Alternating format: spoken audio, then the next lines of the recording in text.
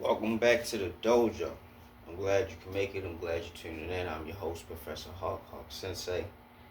Today I want to talk about the topic: it's not better to be feared than loved. It's not. The thing about fear, right? Fear can be crippling. Fear can be debilitating. But on the other hand, fear can be an insane motivator and or innovator, right? Someone who truly fears you or is truly afraid of you or something, they'll devise any means necessary to overcome, to avoid, or remove that threat or that fear. What am I talking about? I'm talking about the need to remove people from the earth. I'm talking about the need to sabotage somebody from success. I'm talking about the desire to cause physical harm to somebody who poses a threat to you or your lifestyle, or may be more accomplished or better looking or whatever. Their presence alone is perceived as a threat, or you may not understand, or you may come to realization where you stand when you're measured up against somebody who you think may be better or more talented or more beautiful, whatever the case may be, right? The people who are feared ultimately are a target. Maybe not the first time around, maybe not the first time you meet them, maybe not, you know what I mean? But if somebody has to deal with you for an extended period of time and they're afraid, it's only a matter of time before they try to do something to get you out the way. That could be a multitude of things. But the reason why I want to talk about this particular subject today is because there's a saying that said it's better to be feared than it is to be loved. And I can understand that sentiment because you can only be betrayed and double crossed by people who are close to you, people who you care for, people who you love, right? And I think more often than not, that's what that sentiment means. It's better to be feared than to be loved. But I completely disagree with that. I completely disagree with that. See, when you have somebody who becomes opposition out of fear, and this person is somebody who's close to you, or somebody who's a loved one, or whatever, you may be able to see it coming. You may be able to gauge the ill will or the, what's the word I'm looking for? The resentment. You may be able to feel it and sense it. You know, vibes are a thing. But when it's coming from somebody who you don't know, or somebody who knows more about you than you know about them,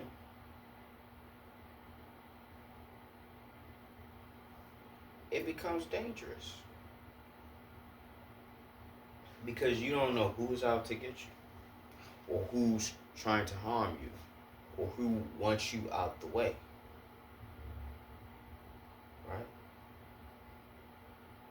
So again, I would say it's not better to be feared than to be loved. I think it's best to not be either, to not be feared or loved. It's best to be respected. You know what I mean? I think respect is probably a combination of fear and love. You know what I mean? That may be more so what the ultimate the ultimate expression of that statement should be. It is better to be feared and loved than to be feared or loved. Oh, maybe I just did something right there. It's better to be feared and loved than to be feared or loved. I think that's what I'm going to go with. It's better to be feared and loved than to be feared or loved.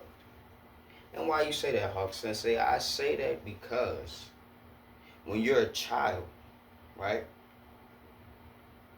I can't really speak for people who may have had a horrible childhood or a terrible upbringing.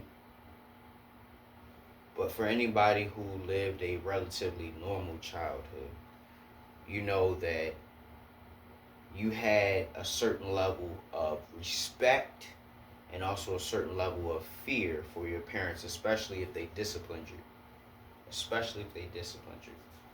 You wouldn't dare to talk back, or you wouldn't dare to, do anything to where they might want to punish you or discipline you because of the respect that you have for them, right? Over the years, that those feelings that were never acknowledged or never dealt with can become resentment or hatred or whatever, right? It may become no longer respect and it's just fear. Then that fear festers and grows, becomes resentment, anger, hatred. You know what I mean? It's a million different things. But ultimately, we talking about why it's better, or why it's not better to be feared than loved. It's better to be both than one or the other. That's what I'm going with. That's where I'm going with. So you look at many different situations where someone was taken out or removed or sabotaged because of the fear that came about because of their presence. Who? Who like who? Malcolm X, Martin Luther King. That's just a couple. You know what I mean? You got Huey P. Newton. And it wasn't just black people. The girl Selena, Aaliyah. You got who they assassinate? William Cooper. The guy who wrote the book Behold the Pale Horse.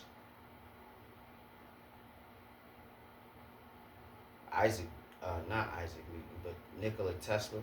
I believe he also was assassinated. You know what I mean? Anybody who poses a threat to the system or poses a threat to the propaganda, the machine, whatever, they will be dealt with. Why? Because the people who hold power and influence, they fear one singular person having enough power and influence to galvanize people to act. Somebody like Michael Jackson. Michael Jackson. I think unanimously for the fans and the people who were watching him do his thing, we loved him. But for the people who were unable to control him and intimidate him or manipulate him or whatever, they feared him because of the influence and the power that he had. People would just fall out at the sight of Michael Jackson. Right? People would just fall out at the sight of him. This man made music and songs that would touch your soul. Even still today, people listen to his music. His music is timeless. Right? But if you can't control and manipulate somebody like that, you would be afraid of them because of what they could do, what somebody like that could do with the world if they had the ability to do what they want. Right? So, you got to think about how you come across to people. You know what I mean? When I was younger, I asked God for wisdom wise beyond my years. Right? What I didn't know was that there would be a lot of life lessons that I would have to go through in order to have what it was that I asked him for. Looking back on it, if I knew what it was that I was asking for, I probably would ask again, but I would ask more, more tactically. More tactically. I'd probably say, God, I want wisdom wise beyond my years. But I want to be able to learn from people who want to teach me. You know what I mean? I wish I could have gained some wisdom from elders and others. You know what I mean? I didn't really have as much guidance as I feel as though I should have had in order to be a more productive member of society. But that's another story. That's another story. Ultimately, I think it's best to be respected. Not to be feared, not to be loved, but to be respected. That should be the common goal from person to person. I want to be able to respect you. And I want you to be able to respect me. Mutual respect is what breeds friendship and community, camaraderie, interpersonal relationships. That's what respect allows you to do. When you only love somebody, you can only see the good in them. When you only fear somebody, you can only see the bad in them. But when you respect someone, you can actually see both sides of who they are. You can understand why they may put on a negative face in this particular situation. And you may not even understand why they're positive in another. You know what I mean? But ultimately, respect goes so far in this world. I think people deny, or people have forsaken, or never even had the chance or the luxury to experience what it's like to be respected by their peers, their counterparts, and even their elders. So again, I say, I don't agree with this statement, it's better to be feared than loved. I don't agree with it at all.